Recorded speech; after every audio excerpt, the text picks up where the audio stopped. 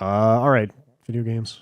I assume some number of people in this room have played the Final Fantasy VII Remake. Yeah. At this point. Yeah. Not just me. Yes. Now I don't get to act all special this week because I played it because you also all played the same thing I played. It. Well, I played more than you. Damn it. Like, kind of a lot. I played like 3.5 hours of it. I was going to say, I thought you had an extended visit. Yeah, yes. The So demo was not 3 hours. Yeah, we talked about, we put up a video, I guess, at the same time the demo came out yesterday, which I didn't know was going to happen. So we talked about some of that other content. That seems like something that would have been nice to know. Whatever, it's fine. Yeah. Not the end of the world. Yeah. Yeah, so the demo is kind of like that first chunk that they already showed. Is it right up to where our video ended? Yeah, But right around chapter 1 when you're escaping the reactor? After you escape the reactor, it fades to like a couple cutscenes. Okay. Yeah. Okay. And then does it not have the sequences like when Cloud goes like, my head? It doesn't show. Does it? It does show that stuff. Okay. The same one. It just shows him, doing that motion or whatever, but it doesn't show the him- cutscene? No, it doesn't show Okay. any cutscene. That's what I thought. Okay. You sound like you're getting at something. But No, I saw someone saying that the video we put up did have that in it, and that the demo. Oh, the demo does not. Interesting. Okay. Yeah. Huh. Which is a weird. Yeah. It definitely had that one flashback to Tifa. Okay. Yeah. But that's in the demo that they put out? Yeah. Well, that would have been the one I would have thought. I never saw but- Tifa in the demo. As a when they were child? little kids back Like in the old in village. the desert? It's like a 10-second. Maybe I'm only remembering it from the quick Yeah, I might be look. misremembering the I quick thought look I then. Huh. There's definitely the line like, do you know Tifa? Yeah. Yeah. And then he had like the, my head hurts. But And it then didn't maybe- cut to anything. I really liked it. Yeah. I liked it a lot. Yeah. Yeah. I'm pretty positive on the... A little more action oriented than I thought, Yeah. but there's also a lot of pausing. When you have to issue a command or something like that, it literally pauses. And that's kind of a break in the action. Yeah. But other than that, I think it's pretty fluid and pretty cool. Yeah. Yeah. It seems like a good mix of tactical command stuff and straight up action, like positioning your characters and a lot of AoE attacks and like... Yeah, I was eventually getting into a flow of going back and forth, and it felt pretty good. Like that first boss, there's spots where you have to hit it at a certain spot in the back to bring down its shields and elemental resistances and stuff like that. Building up the what's it called, the gauge where like Stagger. The ATB. No, on the enemy where you can break them. Oh, the Stagger. Yeah, it's like the pressured is the first. Yep. Once it says pressured is then when you want to start piling on and fill and then that. you can stagger them and then kind of go all out. Yeah. It's fun. Like it really feels like they struck a pretty good balance between action and tactical stuff. Jan was saying it plays like a certain other game. Yeah, it's funny. I think I remember you, Brad, saying in the quick look, you had a little bit of trouble initially getting used to the menus and everything, like using a potion and then a spell while you were attacking. And then as soon as I got my hands on it, I was like, oh, this is Kingdom Hearts. Oh, great. But then like it's kind of where Kingdom Hearts can get very mashy and then you're just like mashing on square and not thinking about anything. Yeah.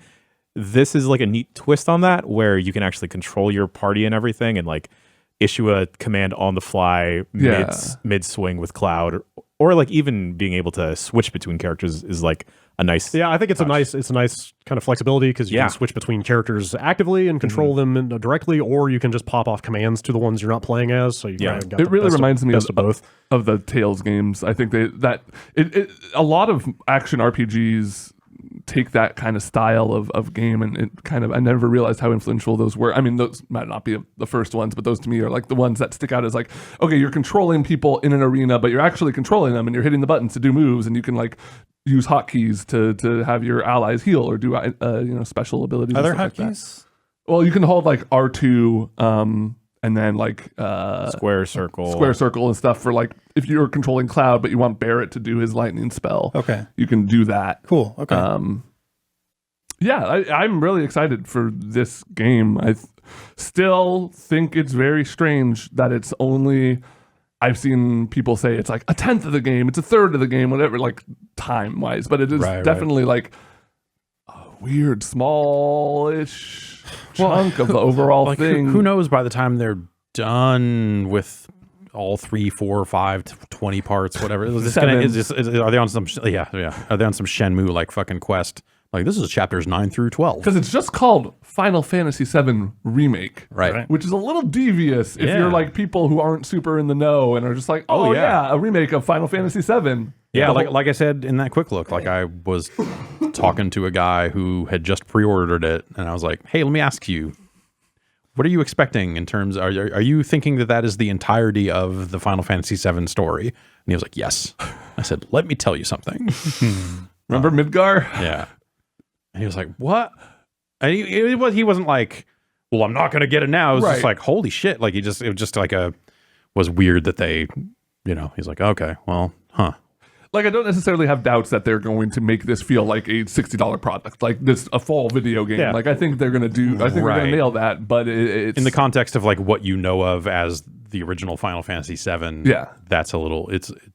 So did you have access in the demo to any of the deeper customization stuff in terms of weapons and materia and all that stuff? No, I think so. I don't think so. The build I played, I'm assuming that's just not available because Chapter 1 feels kind of like a tutorial. Yeah.